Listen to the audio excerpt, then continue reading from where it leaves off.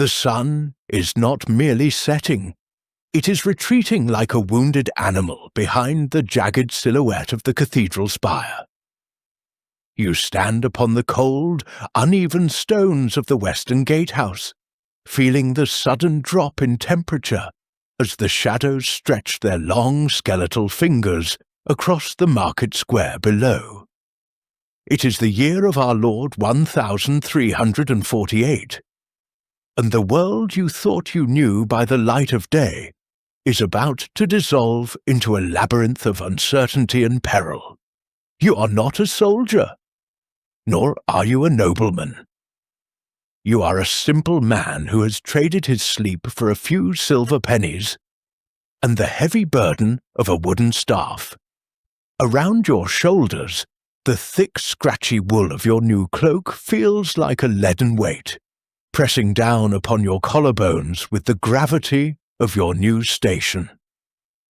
This is your first night as a member of the Watch, and as the great bronze bell of St. Jude begins to toll its final warning to the honest citizens, you realize that you are now the thin line between the fragile order of the living and the chaotic darkness that hungers at the gates.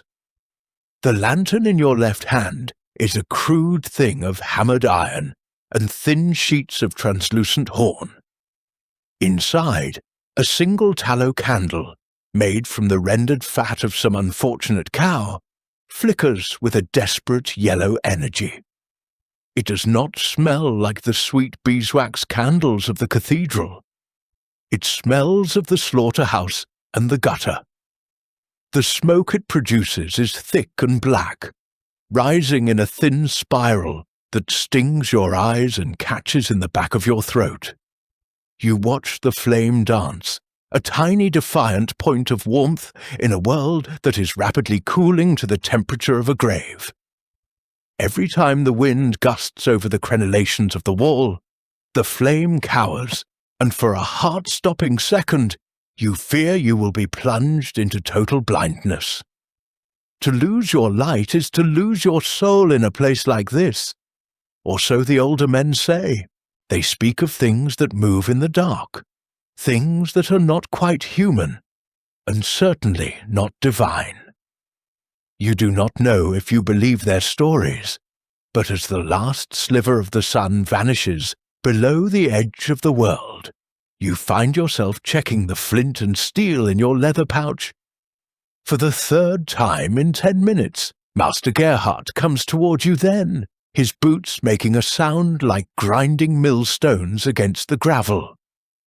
He's a man who seems to be made of nothing but leather and gristle, his face a map of deep-seated wrinkles that hold the soot of 1,000 fires.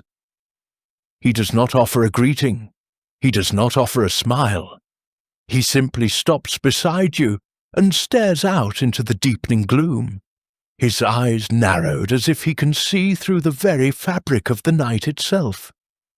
He has done this for 30 years, and the weight of those 3 decades is visible in the way his shoulders slump and the way he leans slightly upon his own partisan. He tells you that the first hour is always the hardest, because your eyes still hunger for the light of the sun. He warns you that the mind is a treacherous thing when the lights go out, capable of turning a harmless shadow into a demon, and the sound of a stray cat into the footsteps of an assassin. You listen to his voice, which sounds like dry leaves skittering across a courtyard, and you wonder if you will ever look as tired as he does. The great bell of the cathedral begins to swing again, completing its cycle. You can hear the internal mechanism groan, a massive wooden wheel turning in a tower of stone. And then the sound hits you. It is not just a sound, it is a physical force that vibrates in your chest and rattles your teeth. 1. The sound rolls over the rooftops like thunder. 2. The merchants are barred in their shops. 3. The gates of the city are being heaved shut by 4 strong men. the iron bars dropping into place with a finality that makes your stomach turn. 4. The day is officially dead. 5. You are now a prisoner of the walls you are meant to defend. 6. The silence that follows the final strike of the bell is more deafening than the ringing itself. It is a thick, velvet silence that seems to press against your ears, demanding that you listen for the slightest deviation in the stillness. Master Gerhardt nods once, a curt movement of his chin, and points toward the stairs that lead down into the belly of the city. Your watch has begun. As you descend the narrow stone staircase, the world narrows until it is only the width of your lantern's glow. The walls are damp, slick with a fine film of condensation that smells of saltpeter and ancient dust. Your boots, stuffed with dry straw to ward off the evening chill, feel clumsy and loud. Every footfall seems to echo up and down the spiral, announcing your presence to whatever might be waiting in the shadows below. You reach the street level and find that the city has transformed. The vibrant colours of the day, the red of the butcher's apron, the blue of the dyer's vats, the gold of the wheat in the baskets, have all been bled out into varying shades of charcoal and ash. The houses, built of timber and wattle and daub, lean over the street as if they are whispering secrets to one another. Their upper stories reach out toward their neighbours, nearly touching, leaving only a thin, jagged ribbon of starlit sky visible far above. The air in the lower streets is stagnant and heavy. It carries the stench of the open sewers, a sharp acidic tang that mixes with the smell of stale ale from the closed taverns. You pass the sign of the broken cask, its wooden board creaking rhythmically in the wind. The sound is like a slow, rhythmic ticking of a clock that has no hands. You grip your spear tighter, the rough wood biting into your palms. You have been told the rules of the night many times, but they feel different now that you are actually standing in the dark. No man is to be abroad after the curfew bell without a light and a lawful excuse. Any person found lurking in the shadows is to be questioned. If they flee, you are to raise the hue and cry. You are to watch for fire is the great predator of the city, capable of turning 10,000 homes into a funeral pyre before the sun rises. But as you look into the pitch-black maw of an alleyway, you realize that fire is not what you are afraid of right now. You hear it then, a soft, wet splashing sound coming from around the next corner. It is not the sound of the river, for the river is 300 paces to the east. It is the sound of something moving through the filth of the gutter. You freeze, your heart hammering against your ribs like a trapped bird. You hold the lantern out, but its light only reaches 10 paces before being swallowed by the gloom. The splashing stops. You wait, your breath hitching in your throat, the cold air burning your lungs. Is it a thief? Is it a murderer? Or is it something worse? One of those nameless things Master Gerhardt whispered about. You take a step forward, and the straw in your boot crunches, with a noise that sounds like a bone breaking in the silence. The silence stretches, becoming a physical weight. You realize that in this city of 20,000 souls, you are utterly alone. Everyone else is behind thick oak doors, bolted and barred against the very things you are now walking toward. You remember the stories your mother told you of the night hunters, of the spirits of the unbaptized who wander the streets seeking warmth. You dismiss the thought as superstition, but your hand continues to tremble. You force yourself to move, each step a victory of will over instinct.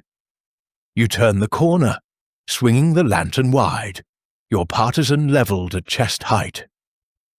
The light spills across the wet cobblestones, reflecting off the oily surface of the standing water. There, in the centre of the street, is a stray dog, its ribs showing through its mangy fur. It stares at you with eyes that glow a sickly green in the candlelight, before it turns and vanishes into a hole in a garden wall. You let out a long, shaky breath, your knees feeling like water. But the relief is short-lived. As you stand there, trying to steady your racing pulse, you notice a light where there should be no light. High up in a timber-framed house near the tanner's quarter, a thin yellow sliver of a candle flame is visible through a crack in a shutter. It is the 3rd hour of the night, and no honest man should have a light burning in an upper room. Is someone ill? Or is there a secret meeting of conspirators? Or perhaps something even more forbidden? The social rules are clear. You must investigate.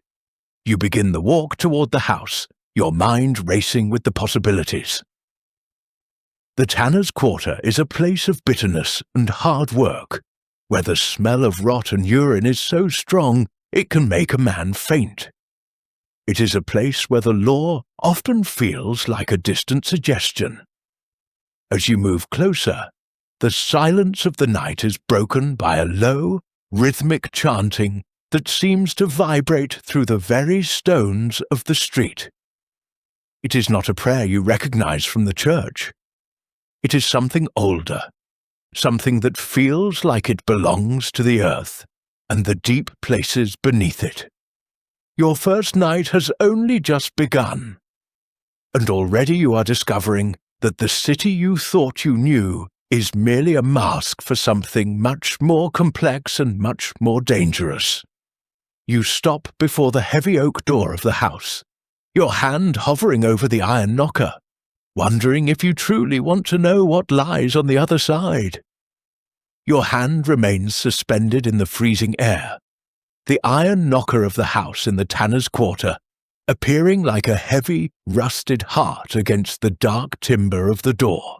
The smell here is a thick physical presence that seems to coat the back of your tongue with the taste of ammonia and decomposing hides. It is the scent of the industry that keeps the city clothed and its merchants wealthy, but in the dead of the night, it feels like the smell of a shallow grave. The chanting from within the house continues, rising and falling in a cadence that makes the fine hairs on your neck stand upright. It is not the Latin of the church, nor is it the rough tongue of the local peasants. It is a sibilant, rhythmic sound that speaks of ancient things, of the deep earth and the secrets hidden beneath the roots of the world. You know that as a night watchman, your duty is to demand entry, to assert the authority of the city council and the king over the darkness. Yet, the wood of your staff feels suddenly fragile, a mere stick of oak against whatever unseen forces are vibrating through the walls of this dwelling. You finally bring the knocker down. The sound is an explosion in the silence, a sharp metallic crack that seems to echo down the narrow street and reverberate off the vats of the tanners. The chanting stops instantly. The silence that follows is so absolute that you can hear the faint hiss of your own lantern as the tallow candle burns. You wait, your heart hammering a frantic rhythm against your ribs, your eyes fixed on the sliver of light from the upper window. For a long minute, there is no movement.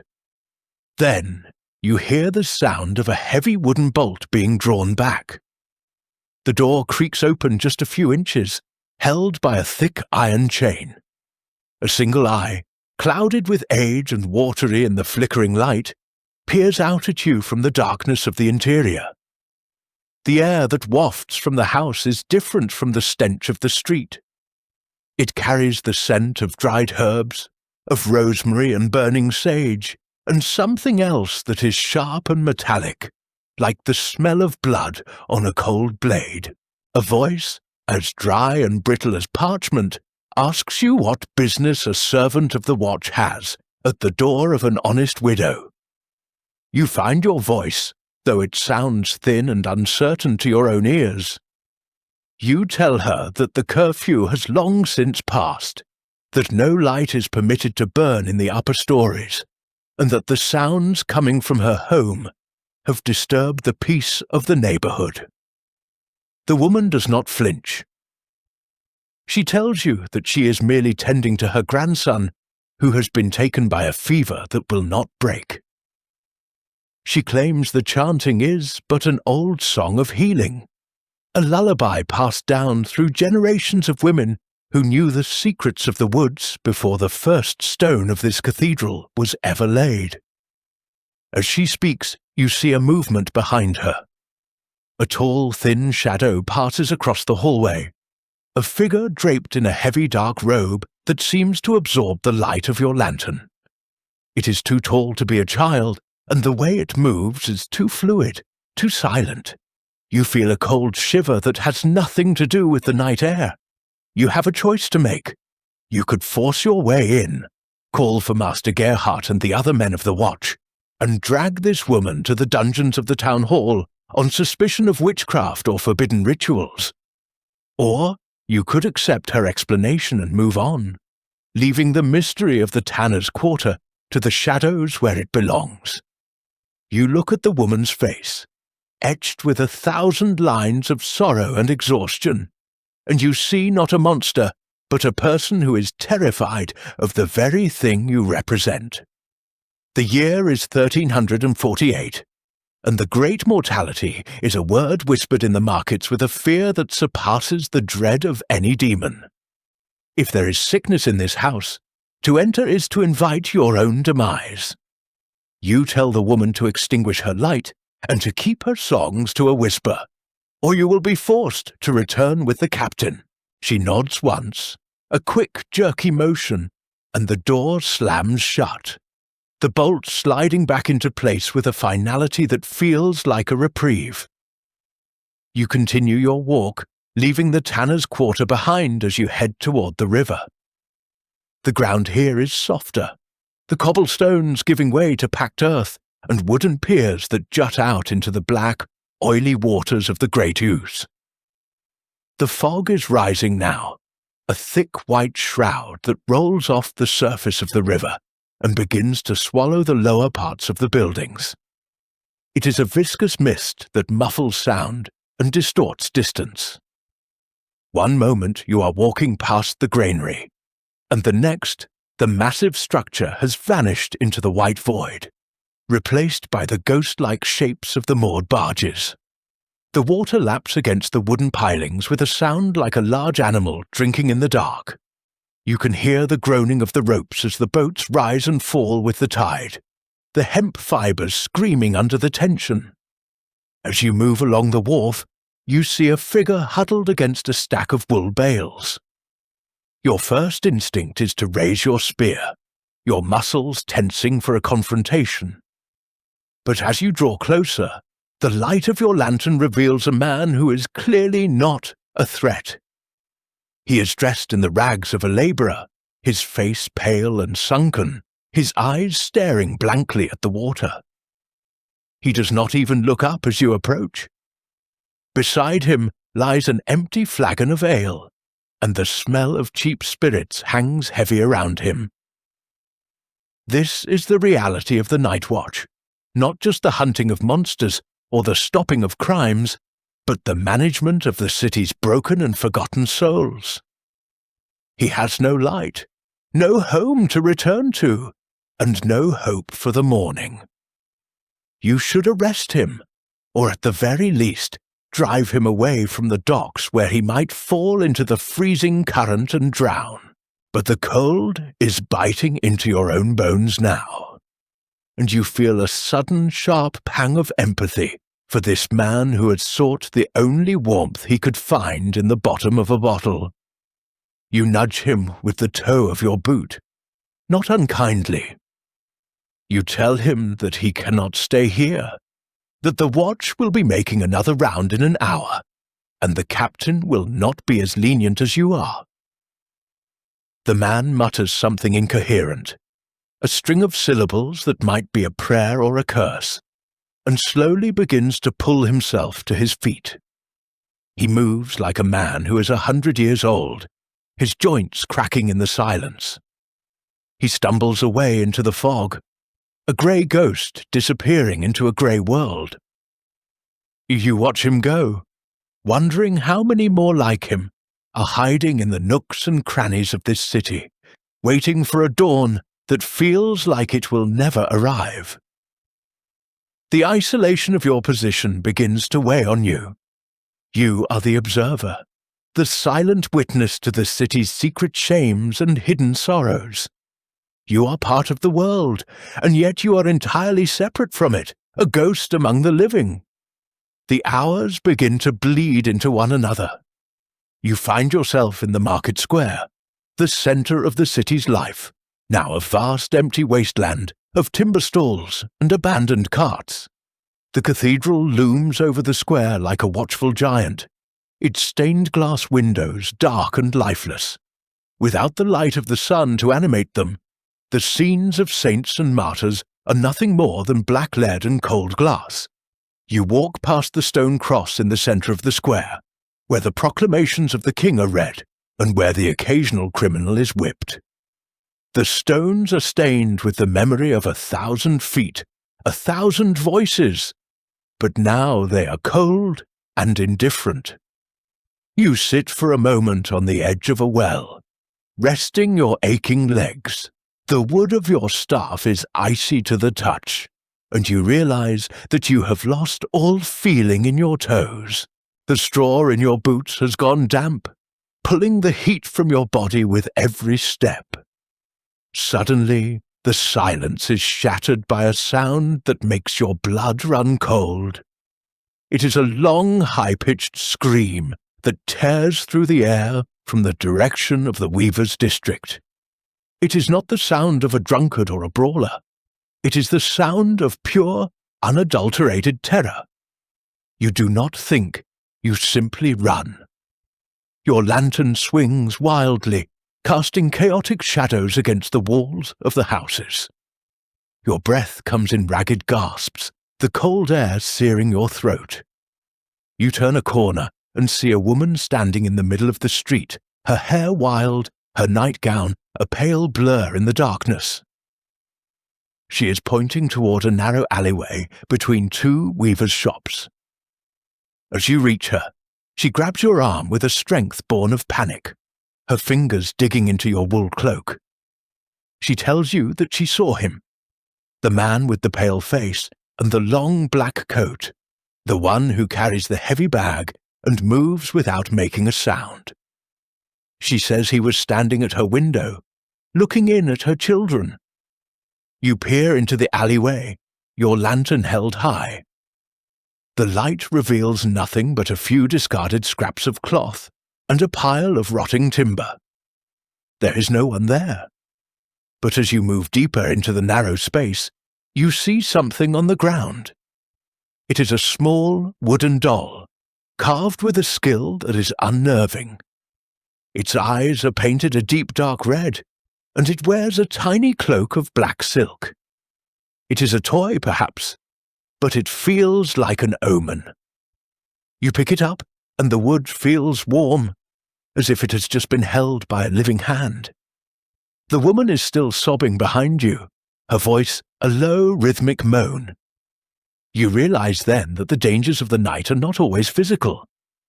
Sometimes the greatest threat is the fear that the darkness breeds, the way it turns a neighbor into a stranger and a shadow into a predator.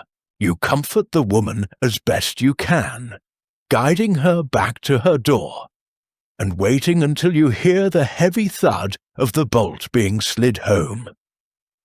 You stand alone in the street once more, the wooden doll heavy in your pocket, feeling the weight of 1,000 invisible eyes watching you from the darkness of the upper windows. The night is far from over, and the coldest hour The hour when the soul is most vulnerable is yet to come. The wooden doll remains a cold, heavy weight in your pocket, a silent witness to the unseen terrors that haunt the weaver's district. You leave the woman's doorstep and begin the long, arduous climb toward the upper city, where the stone houses of the wealthy merchants and the nobility stand like silent fortresses against the night. The air here feels different. It is thinner, sharper, and carries the faint, prestigious scent of wood smoke from the massive hearths that burn even in the deepest hours of the night. But even here, in the heart of the city's power, the darkness is absolute. The fog has followed you, clinging to the stone walls like a damp shroud, turning the grand arches and decorative carvings into grotesque, melting shapes. You are now entering the hour of the wolf, that hollow time between 3 and 4 in the morning, when the human spirit is at its lowest ebb, and the boundary between the living and the dead is said to be at its thinnest. Your lantern is failing. The tallow candle has burned down to a stub, the flame drowning in a pool of liquid fat. It sputters and gasps, casting long, jerky shadows that leap across the street like panicked animals. You know you should return to the gatehouse to replenish your light, but the thought of walking back through the tanner's quarter and the docks in total darkness is more than you can bear. You press on, your eyes straining against the gloom. You pass the great hall of the Guild of Mercers, its heavy oak doors reinforced with iron bands that glint like the scales of a serpent in the dying light. Usually there would be a guard here, a man in livery with a polished halberd. But tonight the niche is empty. Perhaps the cold was too much for him, or perhaps he too heard the scream from the weaver's district and decided that his own skin was worth more than the guild's gold. The desertion feels like a betrayal, a small crack in the foundation of the world you are trying to protect. You reach the high square, where the fountain of St. Nicholas usually bubbles with fresh water. Now it is silent, the pipes frozen, or perhaps clogged with the refuse of the previous day. The stone basin is a dark, stagnant pool that reflects the stars above with a cold, uncaring clarity. You stop to catch your breath, leaning heavily on your staff. Your muscles are screaming with fatigue, and a deep, rhythmic ache has settled into your lower back. You look up at the cathedral, which looms even larger here, its massive bell towers reaching toward the heavens like the arms of a drowning man. You find yourself wondering if the priests inside are truly praying for the souls of the city, or if they are huddled in their cells, just as terrified of the night as the lowest beggar in the gutters.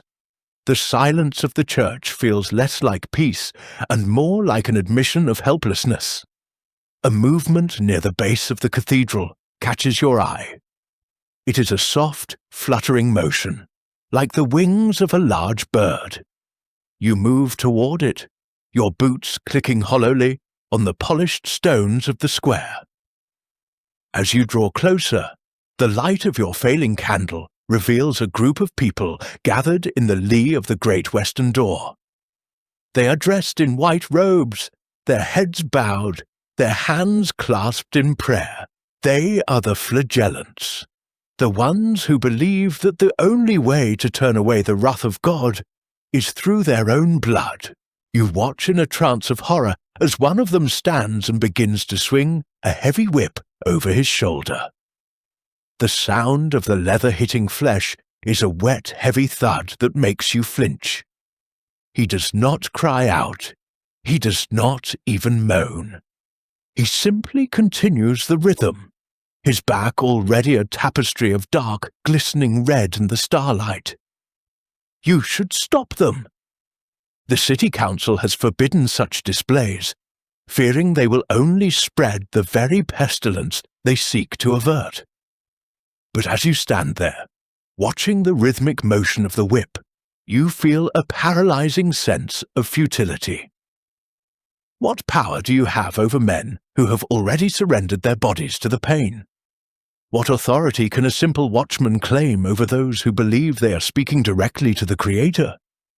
You stand in the shadow of the cathedral, a witness to a private agony that feels like the heartbeat of the city itself. You realize that the order you are meant to uphold is a fragile thing. A thin veneer of civility stretched over a boiling cauldron of fear and desperation. You turn away, your heart heavy with a grief you cannot name, and begin the final leg of your journey back towards the gatehouse. As you descend back toward the lower city, the first hints of a change begin to manifest. The sky to the east is no longer the deep, infinite black of midnight. It has shifted to a bruised, dusty purple. The stars are fading, their bright, piercing light softening into the pale glow of the morning. The fog is beginning to lift, breaking apart into long, thin ribbons that drift through the streets like the ghosts of the night departing. You can hear the first sounds of the city waking up. A distant cock crow, the heavy rumble of a cart being moved in a stable, the sound of a shutter being unhooked. These are the sounds of safety, the sounds of the sun returning to reclaim the world. But they do not bring you the joy you expected. Instead, you feel a strange sense of loss, as if the night has revealed truths to you that the day will only seek to hide. You reach the western gatehouse just as the great bronze bell begins its morning toll. The sound is the same as it was the previous evening, but it feels different now. It is no longer a warning, it is a celebration. Master Gerhardt is waiting for you at the top of the stairs, his face still a mask of stone, but his eyes seem a little less cold in the growing light. He looks at you, taking in your soot-stained cloak, your trembling hands, and the exhausted slump of your shoulders. He does not ask what you saw. He does not ask if you were afraid. He simply reaches out and takes the lantern from your hand, blowing out the tiny guttering flame that has somehow managed to survive until the end. He tells you to go home, to sleep, and to forget what the darkness told you. You walk through the streets as the market begins to stir. The merchants are opening their stalls, the butchers are laying out their meat, and the air is filling with the familiar smells of bread and horses. The world is becoming solid again, colourful and loud and mundane. You pass the weaver's district and see the woman you helped, now standing in her doorway, talking to a neighbour as if nothing had happened. You feel the wooden doll in your pocket, its presence a jarring reminder of the shadow world you just exited. You realise that you will never look at these streets the same way again. You will see the cracks in the walls, the stains in the gutters, and the fear in the eyes of the people as they go about their daily lives. You are no longer just a man who trades his sleep for silver. You are a keeper of the city's secrets, a man who has looked into the heart of the night and survived to tell the tale. As you reach your own small room and collapse onto your straw pallet, the sun finally breaks over the horizon, flooding the world with a brilliant, blinding gold that feels like a promise and a lie all at once.